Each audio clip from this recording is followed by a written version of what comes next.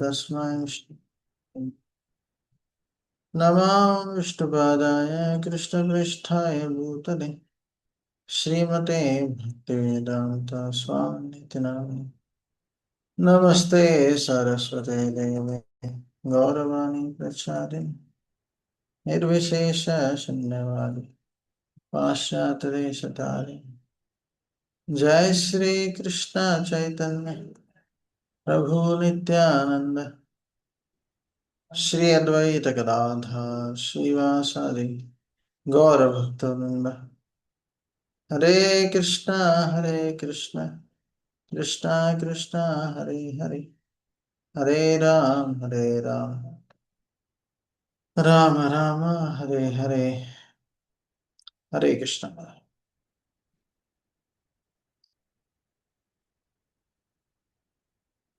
So మనం భగవద్గీత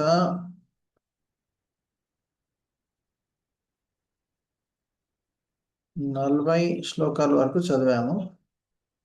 రోజు 41వ శ్లోకం నుంచి చర్చించుకున్నాము. ఓకే, సో నాతో పాటు చెప్పండి.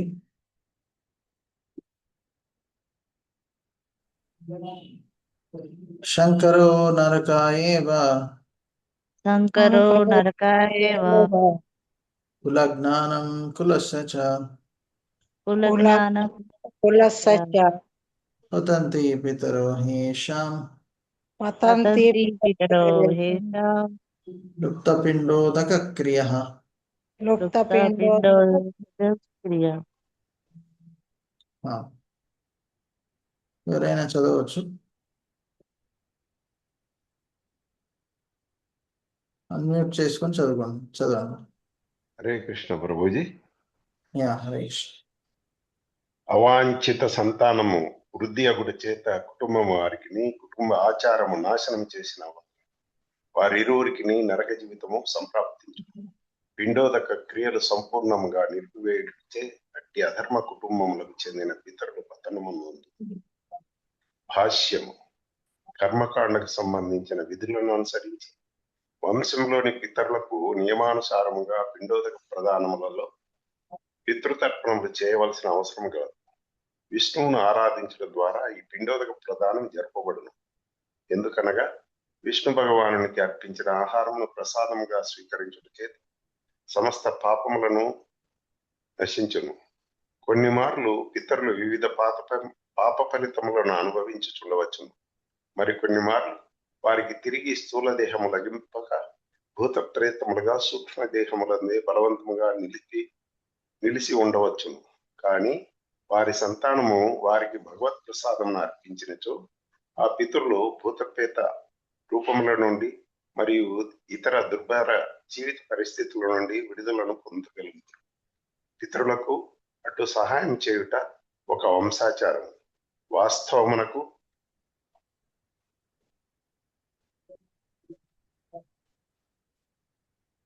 భక్తియుక్త సేవ యందు పైకి వెళ్ళిపోయింది ప్రభుజీ, పైకి వెళ్ళిపోయింది. లేదు, పైకి జరిగింది. ఇక్కడే ఉంది. వాస్తవమునకు భక్తియుక్త సేవ యందు నెలకొనిన వారు అట్టి కర్మకాండలను తప్పక చేయవలను. కానీ భక్తియుక్త సేవ యందు నెలకొనిన వారు అట్టి కర్మను చేయనవసరం లేదు. కేవలం భక్తియుక్త సేవ యందు నెలకొనుట ద్వారానే మానవుడు తమ వేల కొద్ది పితృ దేవతలను వారు అనుభవించే అన్ని రకాల దుఃఖం నుండి విముక్తులను చేయగలరు. ఆ విషయం శ్రీమద్ భాగవతం నందు ఇట్లు చెప్పబడింది. దేవార్షిభూతాప్తన్నం పితృణం నాకింకరో నాయం నిరీచరాజం సర్వాత్మనం శరణ్యం ముకుందం పరిహత్య కృతం. సమస్త ధర్మం విడిచి ముక్తి నొసగడి ముకుందుని పాదార విందములను ఆశ్రయించిన వాడు మరియు తాను చేపట్టిన భక్తి మార్గమును పూర్తి శ్రద్ధను కలిగినట్టి వ్యక్తికి దేవతల పట్ల, ఋషుల పట్ల, కుటుంబం పట్ల, పితృదేవుల పట్ల ఎట్టి విధులు కాని బాధ్యతలు కాని లేవు. అతడు వారికి రుణపడి ఉండడు. దేవాదేవుని భక్తియుక్త సేవ చేయటం ద్వారా అట్టి బాధ్యతలన్నీ సహజముగానే నిర్వర్తించబడును. సో ఇక్కడ అర్జునుడు ఎందుకు తను యుద్ధం చేయను, వివిధ కారణాలు ఇక్కడ ఇవ్వడం జరుగుతుంది. ఆ కుటుంబాలు అంటే తన మిత్రులు, బంధువులు వారు నశించిపోతే మనం ఎలా సంతోషంగా ఉండగలుగుతాము? మనకు పాపం వస్తుంది. ఇలా ఎన్నో కారణాలు ఇస్తున్నారు. అలానే కుల పెద్దలు చనిపోతే ఆ స్త్రీలను ఎవరు రక్షిస్తారు? దానివల్ల అవాంఛిత సంతానం వృద్ధి చెందుతుంది. ఆచారాలు ఎవరు కూడా చూసుకోరు. సో ఈ విధంగా అవన్నీ నాశనం అవటం వల్ల సంస్కారాలు ఆఖరికి ఆ వంశం యొక్క పెద్దలు నరక జీవితం పొందుతారని చెప్తున్నారు. సో ఇక్కడ ప్రభుపాదుల వారు ఏమంటున్నారు? వంశంలో ఉన్న పితరులకు పిండోదక ప్రదానం చేయాలి. పితృ తర్పణములు, అందులో విష్ణువుకి ఆరాధించి ఆ ప్రసాదము పితరులకు అర్పిస్తారు. ఆ ప్రసాదం తీసుకోవడం వల్ల వారికి సూక్ష్మదేహము, ఒకవేళ వారికి స్థూల దేహము లేకుండా సూక్ష్మదేహము ఉంటే వారు ఆ పాప కార్యాల నుంచి, ఆ పాప కర్మల నుంచి బయటపడి వారికి స్థూల శరీరం దొరుకుతుందని ప్రభుపాదుల వారు చెప్తున్నారు. సో అదే ఇక్కడ ప్రభుపాదుల వారు చెప్తున్నారు. యాక్చువల్లీ ఓకే, నెక్స్ట్ దోషే. సో కాబట్టి ప్రభుపాదుల వారు ఇంకో ముఖ్యమైన విషయం ఇంకోటి చెప్తున్నారు. ఎవరైతే భక్తియుక్త సేవ చేస్తారో వారు ఈ కర్మకాండలు చేయవలసిన అవసరం లేదు అని చెప్తున్నారు. ఎందుకు చేయాల్సిన అవసరం లేదు?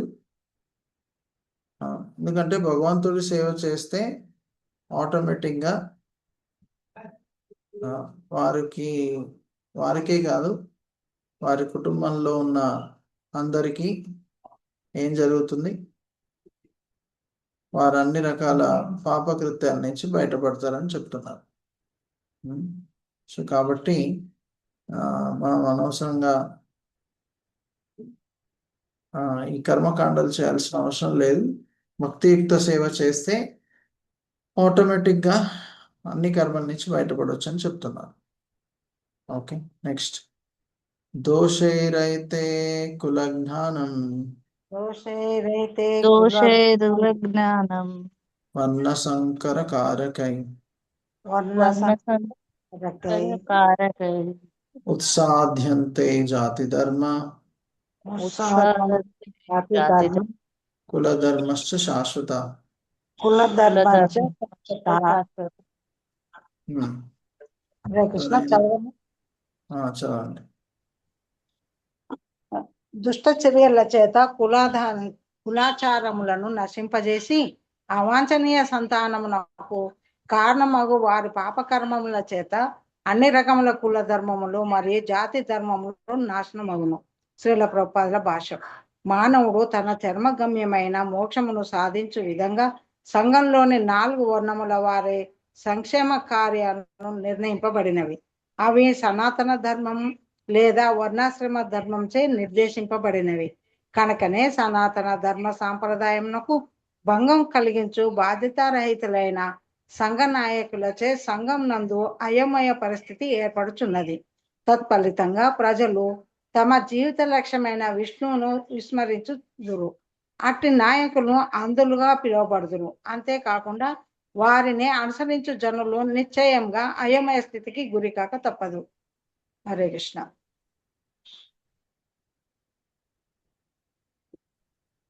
సో ఇక్కడ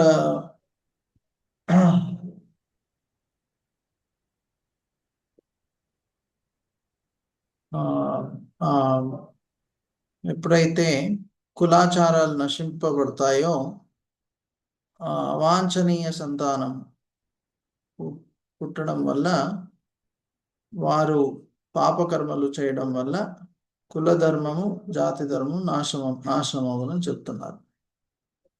సో మన శాస్త్రాల్లో వర్ణాశ్రమ ధర్మం అని చెప్తారు. బ్రాహ్మణ, క్షత్రియ, వైశ్య, శూద్ర, బ్రహ్మచారి, గృహస్థ, వానప్రస్థ, సన్యాస ఆశ్రమం. సో మన భాగవతంలో ఏమంటారంటే అతం భూమిర్ వదశ్రేష వర్ణాశ్రమ విభాగస స్వనుష్ఠితస్య ధర్మస్య సంసిద్ధి హరితోషణం. సో ఈ 4 వర్ణాలు 4 ఆశ్రమాలు ఏం చేయాలి? ఆఖరికి సంసిద్ధి హరితోషణం, హరికి సంతృప్తి పరిచే విధంగా వారు తమ కార్యాలని చేయాలి. ఓకే, కానీ అలా కాకుండా మన శాస్త్రాల్లో ఇచ్చిన నియమాల్ని పాటించకుండా ఇష్టం వచ్చినట్టు మనము ప్రవర్తిస్తే అప్పుడు ఏం జరుగుతుంది? పాపకర్మలు చుట్టుకుంటాయి. సో ఇలా సమాజంలో కూడా ప్రస్తుతం ఉన్న నాయకులు ఏం చేస్తున్నారు?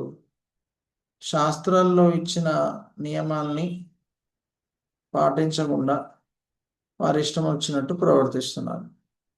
సో అలానే ఎవరైతే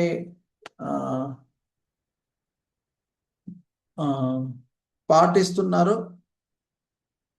వారిని అది పాటించకుండా కూడా చేస్తున్నారు. అప్పుడు వారికి ప్రోత్సాహం ఇవ్వకుండా ఇవన్నీ సెక్యులరిజం పేరు మీద అవన్నీ ఆపేయడానికి ప్రయత్నం చేస్తున్నారు. స్కూళ్ళలో కాలేజ్లో ఈ భగవద్గీత చదివించవచ్చు, కానీ సెక్యులరిజం అంటే ఏంటి? వాళ్ళు ఏం చెప్తారు? ఏ మతము కూడా మనం ప్రచారం చేయకూడదు అంటారు. సో ఎందుకు చేయకూడదు? వారు ఏమంటారు? ఏ మతం కూడా ఎందుకు ప్రచారం చేయకూడదు? ఎన్నో మతాలు ఉన్నాయి, అదొకటి హిందూ మతమే ఎందుకు ప్రచారం చేయాలి అంటారు. కానీ అసలు సెక్యులరిజం అంటే ఏంటి? లోపల వారు అన్నారు, ఎవరైనా కూడా వారికి నచ్చిన అంటే మతాన్ని పాటించుకోవచ్చు. అంటే వారికి నచ్చిన మతాన్ని వారు పాటించడానికి స్వేచ్ఛని ఇవ్వాలి. అది నిజమైన సెక్యులరిజం. సో స్కూళ్ళలో కాలేజీలో ఈ భగవద్గీత చదవడానికి నేర్చుకోవడానికి అవకాశాన్ని ఇవ్వాలి. అప్పుడు సమాజంలో మనుషుల్లో మార్పు వస్తుంది. భగవంతుడు చెప్పిన విధంగా నడుచుకుంటారు, అందరూ ధర్మాన్ని ఆచరిస్తారు. సో ఆ విధంగా మనం ఉంటే చాలా తొందరగా ఆధ్యాత్మికంగా ఎదగవచ్చు, పాప కార్యాల నుంచి దూరంగా ఉండవచ్చు. నెక్స్ట్, ఉత్సన్న కుల ధర్మానాం. చెప్పండి. ఉత్సన్న కుల ధర్మాణం. అందరూ దయచేసి చెప్పడానికి ప్రయత్నం చేయండి. ఈ భగవద్గీత శ్లోకాలు ఆధ్యాత్మికమైన ఇది చెప్పడం వల్ల మనకే మంచి జరుగుతుంది. మళ్ళీ అలానే మన ఇంటిలో ఉన్న వాతావరణం కూడా ఆధ్యాత్మికంగా మారుతుంది. ఏవైతే మనం మాట్లాడతామో ఆ ధ్వని ఏదైతుందో అది ఏ స్థలంలో మనం మాట్లాడతామో ఆ స్థలంలోనే ఉండిపోతుంది, ఆకాశంలో. సో కాబట్టి ఆధ్యాత్మికంగా మన ఇల్లు మారాలి అంటే ఇలా భగవద్గీత శ్లోకాలు, హరే కృష్ణ మంత్రము, వీటి జపము, కీర్తన, భగవంతుడి ఆరాధన ఇవన్నీ చేస్తే మనము ఆధ్యాత్మికంగా మారుతాం. ఇల్లు కూడా ఆధ్యాత్మిక వాతావరణంతో ఉంటుంది. ఓకే, దయచేసి అందరు చెప్పడానికి ప్రయత్నం చేయండి. ఉత్సన్న కుల ధర్మానాం మనుష్యానాం జనార్దన నరకే నియతం వాసో భవతి తాను శుశ్రుమ.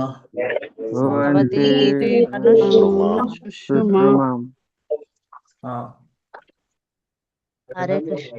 చదవని వారు హరే కృష్ణ ప్రభు. ఎవరైతే చదవలేదు వారికి ఛాన్స్ ఇద్దాం. అనువాదం. ఎవరు చదవలేదు? హరే కృష్ణ ప్రభు.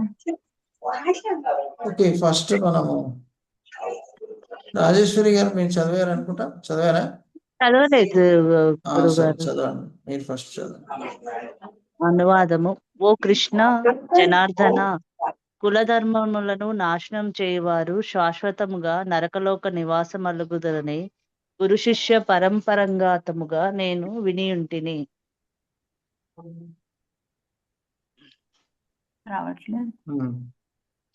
భాష్యము. అర్జునుడు ఇక్కడ తన వాదమునకు తన స్వానుభవమును కాకుండా ప్రామాణికుల ద్వారా వినియున్న వచనములను ఆధారంగా గ్రహించుచున్నాడు. వాస్తవ జ్ఞానం పొందుటకు అదియే సరైన మార్గము. వాస్తవ జ్ఞానం నందు ఇదివరకే సుస్థిరులై ఉన్న వారి సహాయం లేనిదే ఎవరును వాస్తవ జ్ఞానపు ముఖ్యాంశమును అవగతం చేసుకొనజాలరు.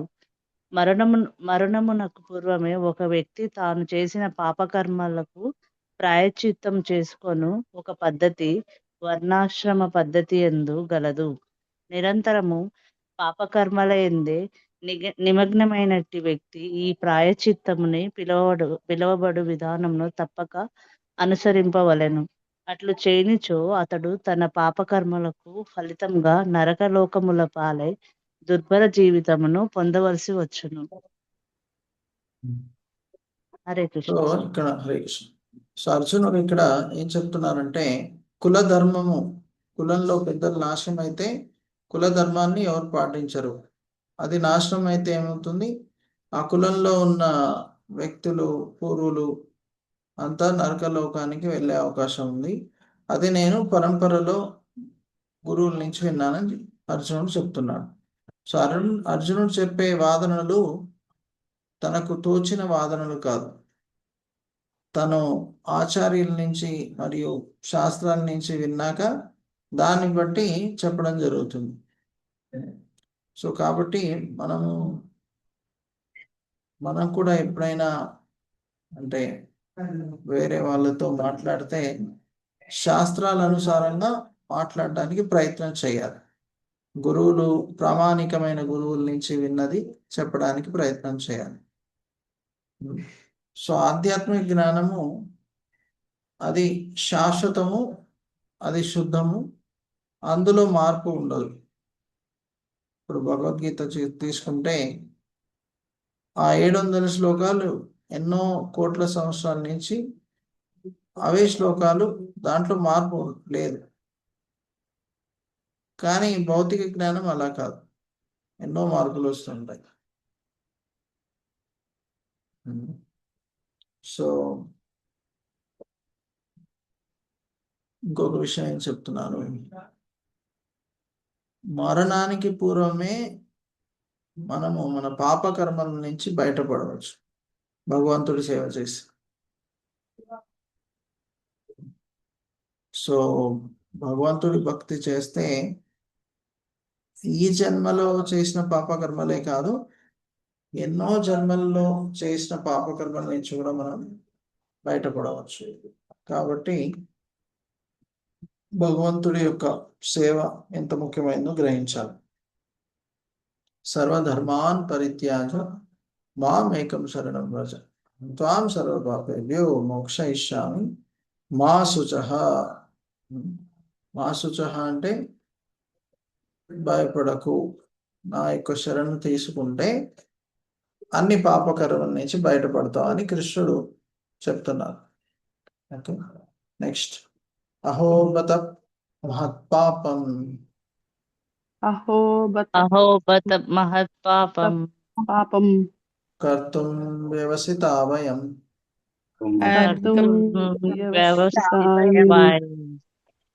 యత్రాచ్య సుఖలోభేన హంతుం స్వజనముద్యత.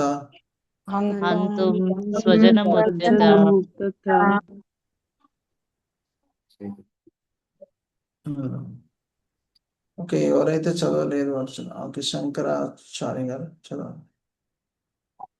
అనువాదం. అహో, ఎంత విచిత్రము! ఘోరమైన పాపకర్మలను చేయుటకు మేము సిద్ధపడుతుండిమి. రాజ్య సుఖమును అనుభవింపవలనడి ఆశతో మేము స్వజనమును వధింపగోరుచున్నాము. భాష్యం. స్వార్థపూరితుడైన ఒక వ్యక్తి తన సొంత సోదరుని, తండ్రిని లేదా తల్లిని కూడా వధించుట వంటి పాపకార్యమునకు పూనుకొనవచ్చును. ప్రపంచ చరిత్రలో అట్టి సంఘటనలకు అనేక ఉదాహరణలు గలవు. కాని అర్జునుడు శ్రీకృష్ణ భగవానుని భక్తుడైనందున నీతి మార్గములను ఎరిగి ఉండెను. కనుకనే అట్టి పాపకార్యములు జరగకుండానట్లు జాగరూకత వహించుచుండును. హరే కృష్ణ. హరే కృష్ణ. ఇక్కడ ఏం చెప్తున్నారు? ఘోరమైన పాపకర్మలను చేయడానికి మేము సిద్ధపడుతున్నామని అర్జునుడు చెప్తున్నాడు. రాజ్యసుఖం కోసం స్వజనుల్ని చంపడానికి మేము సిద్ధంగా ఉన్నాము, ఇదెంత పాపము అని చెప్తున్నాను. సో ప్రభుపాదుల వారు అంటున్నారు, ధనాభిలాషతో లేకపోతే రాజ్య అభిలాషతో మన ప్రపంచ చరిత్రలో ఎంతో మంది తన సొంత సోదరుల్ని, తల్లిదండ్రుల్ని చంపిన ఉదాహరణలు ఉన్నాయి. ఔరంగజేబ్ తన సొంత సోదరుని చంపడం వినే ఉంటాం. సో అర్జునుడు ఏమంటున్నాడు? తన బంధువులను చంపడం కూడా ఒక పెద్ద పాపకార్యం అంటున్నారు. కానీ తర్వాత కృష్ణుడు ఏమంటాడు అంటే, ధర్మస్థాపన కోసం అలా చంపడము అది పాపము కాదు. కాబట్టి మనము చంపినా కూడా దానివల్ల మనకి ఏ రకమైన పాపము రాదు. సో కాబట్టి అనవసరంగా అది పాపము లాగా చూడవద్దు అని చెప్తున్నాను.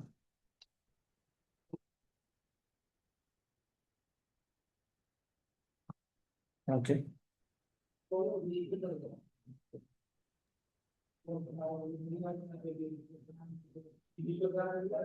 యది మమ ప్రతీకార యది మమ ప్రతీకార శస్త్రపానయ శస్త్రపాణయ ధృతరాష్ట్రారణే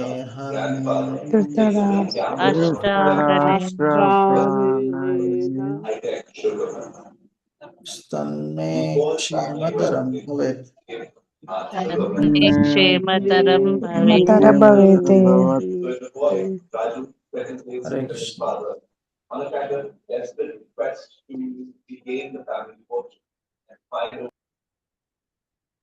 ఎవరైతే చదవలేదో వాళ్ళు చదవచ్చు. ఎవరైనా అన్మ్యూట్ చేసి. నేను చదువుతా గురుజీ. చదవండి. అనువాదము. ఒకవేళ శస్త్రధారులైన ధృతరాష్ట్రుని పుత్రులు నిరాయుధుడును మరియు ప్రతీకారము చేయని వాడను అగునన్ను రణరంగమున వధించినచో అది నాకు క్షేమకరమే కాగలదు. భాష్యము. క్షత్రియ యుద్ధ ధర్మములను అనుసరించి నిరాయుధుడైన వానిని మరియు యుద్ధము చేయగోరని శత్రువును ఎదుర్కొనరాదు. అది నియమము. ఒకవేళ ఏదైనా అట్టి అసందర్భమైన పరిస్థితి ఏర్పడి తన శత్రువు తనతో యుద్ధము చేయదలిచినను తాను యుద్ధము చేయరాదని అర్జునుడు నిశ్చయించుకొనెను. ప్రతిపక్షము వారు ఎంత సమరోత్సాహముతో ఉన్నారో అతడు దానిని పరిగణింపలేదు. ఈ లక్షణములన్నీయు శ్రీకృష్ణ భగవానుడికి అతడు గొప్ప భక్తుడగుట చేత కలిగినట్టి అతని కోమల హృదయమునే సూచించుచున్నవి.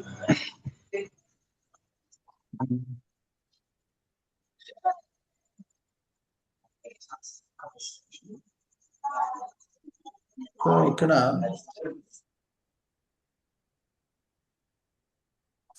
ఏమంటున్నారంటే, శస్త్రధారులైన ధృతరాష్ట్రుని పుత్రులు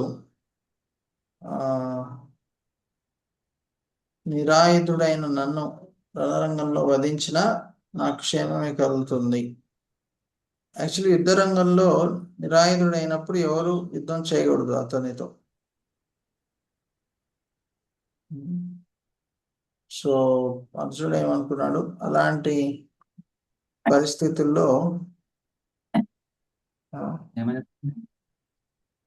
తాను యుద్ధం చేయను అని నిర్ణయించుకున్నాడు. అయితే మనము కురుక్షేత్ర యుద్ధంలో చూస్తాం. తర్వాత కృష్ణుడు చెప్పిన భగవద్గీత విని అతనిలో పూర్తి మార్పు వచ్చేస్తుంది అర్జునుడిలో. సో అప్పుడు అర్జునుడు ఏం చేస్తాడు, యుద్ధం మొదలు పెడతారు. సో కర్ణుడితో యుద్ధం జరుగుతున్నప్పుడు మీకు తెలిసే ఉంటుంది, ఎలా రథము ఇరుక్కుపోతుంది మట్టిలో.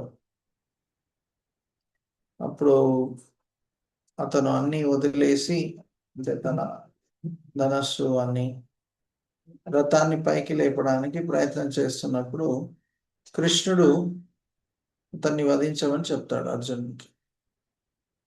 అప్పుడు అర్జునుడు అంటాడు, కృష్ణ, నేను ఎలా నిరాయుధుడైన కర్ణుడిని ఎలా చంపాలి? సో అప్పుడు కృష్ణుడు ఏమంటాడు, అది అధర్మము కదా అని అర్జునుడు అంటాడు. ఇప్పుడు కృష్ణుడు ఏమంటాడు ఎవరికైనా తెలుసా?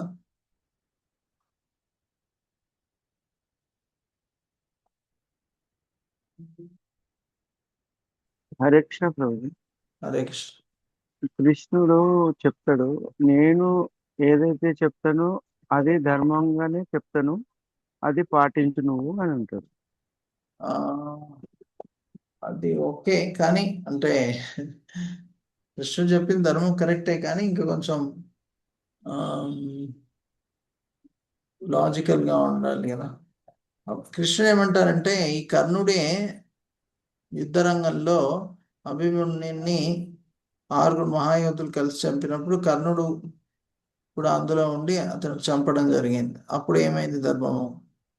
అలానే మన ద్రౌపది వస్త్రాహరణము జరగడానికి ముఖ్య కారణము కర్ణుడే ఆ జూదంలో వారన్నీ కోల్పోయినప్పుడు వారి ధనము అన్ని, రాజ్యము అన్ని ఇచ్చినప్పుడు ఆఖరికి ఏమి మిగిలినప్పుడు కర్ణుడే వారికి చెప్తారు. ఎవరికి? కౌరవులకి. ఈ ద్రౌపది ఉంది కదా, ఈవిడ కూడా ఓడిపోయినట్టే, కాబట్టి ఆవిడ్ని మన సభలో పిలిచి వస్త్రాహరణం చేయాలి అని. సో కర్ణుడు అలా చెప్పడం వల్ల దుశ్శాసనుని ఈ దుర్యోధనుడు వెళ్ళి తీసుకొని రమ్మంటాడు. సో కర్ణుడు ఇలా ఎన్నో తప్పులు చేస్తారు. ఇంకా అధర్ముడైన దుర్యోధనుడిని అధర్మం పాటిస్తున్నాడు కాబట్టి, అతనికి సహాయం చేస్తున్నాడు కాబట్టి అతను కూడా అధర్ముడే. కాబట్టి అతన్ని ముళ్ళుతోనే తీయాలి అన్నట్టు, అధర్మాన్ని అధర్మంతోనే జయించాలి అన్నట్టు కృష్ణుడు చెప్తాడు. యాక్చువల్గా భగవద్గీతలో కృష్ణుడు ఏమంటాడంటే, ద్యూతం చలేతే అస్మి, ఎవరైతే నా భక్తుల్ని మోసం చేస్తారో అలాంటి మోసగాళ్ళకి నేను అతిపెద్ద మోసగాన్ని అంటారు. అంటే ఎవరైనా భక్తులకి, భగవంతుడికి మోసం చేయడానికి ప్రయత్నం చేస్తారు. ఒకవేళ అప్పుడప్పుడు మోసం చేసి ఆ మోసం నుంచి బయటపడతారు. అంటే ఎవరు దాన్ని శిక్ష ఇవ్వరు, వారు ఆ శిక్ష నుంచి బయటపడతారు. సో అలాంటి సమయంలో మరి ఎవరికైనా ప్రశ్న రావచ్చు, ఏమని? సో మరి వాళ్ళంతా అధర్మం చేసినా కూడా వారికి శిక్ష పడలేదు అని. కానీ ముఖ్యమైన విషయం ఏంటి? ముఖ్యమైన విషయం ఏంటంటే, యాక్చువల్లీ కృష్ణుడు ఎప్పుడైతే అధర్మము పాటిస్తున్నారో చూస్తారో, భవిష్యత్తులో అలా మోసం చేశారు కాబట్టి కృష్ణుడు వారికి అతిపెద్ద మోసం చేస్తారు. సో అలా అన్నమాట. సో ఇంకొక శ్లోకం చదివి ముగిద్దాం. ఆఖరి శ్లోకం 1వ అధ్యాయం. సంజయ్ ఉవాచ చెప్పండి. సంజయ సంజయ ఉవాచ ఉవాచ ఏవం ముక్త్వా అర్జునః సంఖ్యే ఏవం ముక్తార్జున తతో సంఖ్యే ఉపస్థావుపావిశత్ రథోపస్థావుపావిశత్ విసృజ్య సశరం చాపం విసృజ్యాశరం చపం శోక సందిగ్ధ మానస. సంవిఘ్న మానస. చదవని వారు ఎవరైనా అంటే చదవచ్చు. అన్మ్యూట్ చేసి చదవని వారికి ఛాన్స్ ఇద్దాం.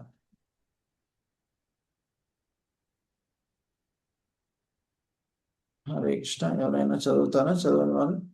ప్రభుజీ. హరే కృష్ణ. అనువాదము. సంజయుడు ఇట్లు పలికెను. అర్జునుడు రణరంగమునందు ఆ విధముగా పలికిన ధనుర్బాణములను ప్రక్కగా పడవేసి దుఃఖముచే కల్లోలితమైన మనస్సు కలవాడై రథమునందు చతికిలబడెను. భాష్యము. శత్రు సైన్యమునందలి పరిస్థితిని వీక్షించునప్పుడు రథమునందు అర్జునుడు నిలబడియే యుండెను. కాని అతడు శోకముచే పూర్తిగా వివశితుడుగుట చేత ధనుర్బాణములను విడిచి రథమునందు తిరిగి కూర్చుండిపోయెను. ఆ విధముగా దయ మరియు కోమల హృదయమును కలిగి శ్రీకృష్ణ భగవానుని యుక్త సేవయందు నెలకొనిన మానవుడే ఆత్మజ్ఞానమును పొందుటకు అర్హుడై యున్నాడు.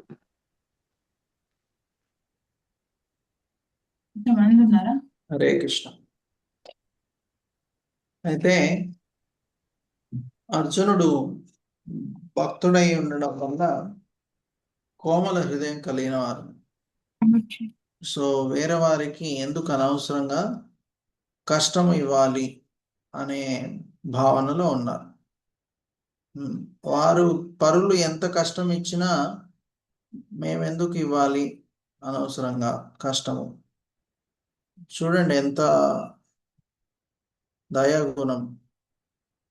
పాండవులు చిన్నప్పటి నుంచి కౌరవుల నుంచి ఎన్నో కష్టాన్ని అనుభవించారు. అవునా కదా? విషం ద్వారా చంపడానికి ప్రయత్నం చేశారు, లేకపోతే వారికి ఒక ఇంట్లో అదే అగ్ని ప్రమాదంలో వారిని చంపేయడానికి ప్రయత్నం చేశారు. జూదంలో ఓడించి అంతా తీసేసుకున్నారు, వనవాసానికి పంపించారు. ఇలా ఎన్నో రకాలుగా కష్టాన్ని ఇవ్వడం జరిగింది. అయినా కూడా ఆఖరికి వారికి మంచే జరగాలని కోరుకుంటున్నారు. ఎంత సహనము, ఎంత ఓర్పు, ఎంత ఏమనొచ్చు, వారికి మంచి జరగాలి అనే కోరిక. యుధిష్ఠిరుడుగా యాక్చువల్లీ ఒకసారి దుర్యోధనుడు వీరు అడవిలో ఉన్నప్పుడు వారి కష్టాలను చూసి సంతోషపడాలని చెప్పి అడవికి వెళ్తారు. వెళ్ళేటప్పుడు దారిలో గంధర్వులతో యుద్ధం చేసి యాక్చువల్లీ ఓడిపోయి వారు దుర్యోధనుని కట్టిపడి వేస్తారు. అది తెలిసినప్పుడు భీముడు చాలా సంతోషపడతాడు. మన మీద హేళన చేయడం కోసం వస్తున్నాడు, కానీ ఆఖరికి అతనే చూడు ఏమవుతుందని. సో అప్పుడు యుధిష్ఠిరుడు అంటాడు, లేదు భీమ, మీరు అర్జునుడు వెళ్ళి అతన్ని బయటికి తీసుకొని రావాలి.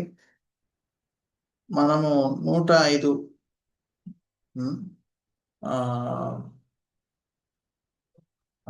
ఏమంటారు సోదరులు, మనము 100 వారు 5 అలా చూడకూడదు. మనం అందరం కూడా సోదరులము కాబట్టి వెళ్ళి అతన్ని కాపాడి తీసుకొని రా అని అర్జునుడికి మరియు భీమునికి చెప్పడం జరుగుతుంది. సో వారు వెళ్ళి గంధర్వుల నుంచి వారిని కాపాడి తీసుకొని వస్తారు. సో అన్ని కష్టాలు ఇచ్చినా కూడా ఈ దుర్యోధనుడు యొక్క భావం చూడండి. మన యుధిష్ఠిరుడు భావం. సో అలానే అర్జునుడు కూడా అన్ని కష్టాలు ఇచ్చినా వారికి మంచి చేయాలని కోరుకుంటున్నాడు. కానీ కృష్ణుడు అలా కోరుకోలేదు. ఎందుకంటే కృష్ణుడు ఏమన్నాడంటే, ఎన్నో మార్లు వారికి మంచి చేయడానికి ప్రయత్నం చేసినా వారు వినలేదు. కరెక్ట్? Okay, correct. సో దానివల్ల అన్ని రకాలుగా వారికి కష్టం జరుగుతుంది. ఎన్నిసార్లు చెప్పినా వాళ్ళు వినలేదు. ఆఖరికి 5 గ్రామాలు ఇవ్వమన్నా వారు ఇవ్వట్లేదు. కరెక్ట్? కాబట్టి అందుకే ఈ విధంగా చేయడం జరిగింది. కృష్ణుడు అన్నాడు, వీరు చెప్పిన మాట వినట్లేదు, ఆఖరికి ధర్మాన్ని స్థాపించాలి, రాజ్యంలో ఎవరు రాజుగా ఉంటే ప్రజలు అలానే తయారవుతారు, వారిలో మార్పు తేవడానికి మనం చేయాలి అంటారు. అలా. ఓకే, సో ఎవరికి ఏమైనా ప్రశ్నలు ఉన్నాయా ఈరోజు చర్చించుకున్న విషయం పట్ల?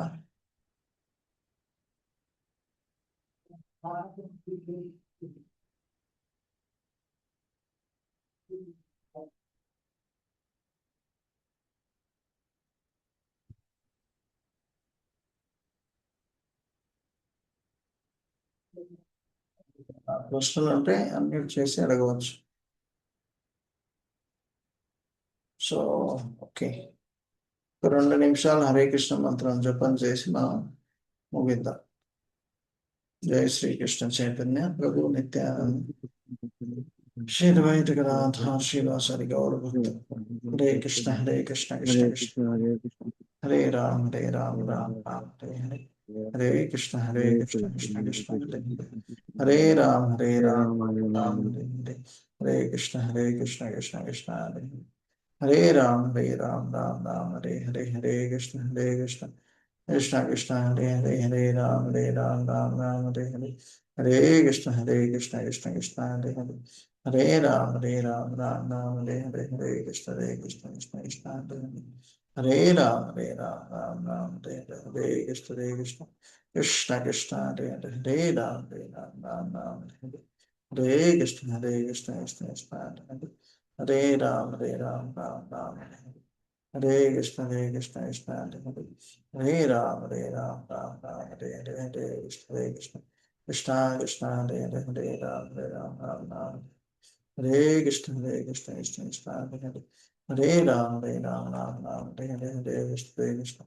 హరే కృష్ణ కృష్ణ కృష్ణ హరే హరే. హరే రామ రామ హరే హరే.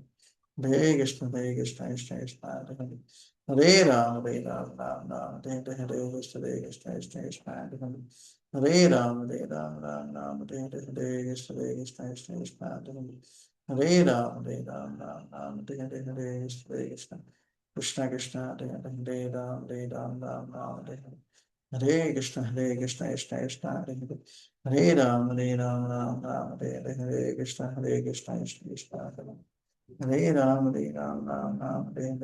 కృష్ణ కృష్ణ కృష్ణ హరే హరే. హరే రామ రామ హరే హరే. హరే కృష్ణ కృష్ణ కృష్ణ హరే హరే. హరే రామ రామ హరే హరే. హరే కృష్ణ కృష్ణ కృష్ణ హరే హరే. హరే రామ రామ హరే హరే. హరే కృష్ణ కృష్ణ కృష్ణ హరే హరే. హరే రామ రామ హరే హరే. హరే కృష్ణ కృష్ణ కృష్ణ హరే రామ రామ హరే హరే. హరే కృష్ణ కృష్ణ కృష్ణ హరే రామ రామ హరే హరే. హరే కృష్ణ కృష్ణ కృష్ణ హరే హరే. రామ రామ హరే కృష్ణ కృష్ణ కృష్ణ హరే రామ. హరే కృష్ణ కృష్ణ కృష్ణ హరే రామ రామ హరే కృష్ణ కృష్ణ కృష్ణ హరే రామ రామ హరే కృష్ణ కృష్ణ కృష్ణ హరే హరే. హరే రామ. హరే కృష్ణ. చాలా ధన్యవాదాలు. హరే కృష్ణ. శ్రీమద్ భగవద్గీత కి జై. శ్రీల ప్రభుపాద కి జై.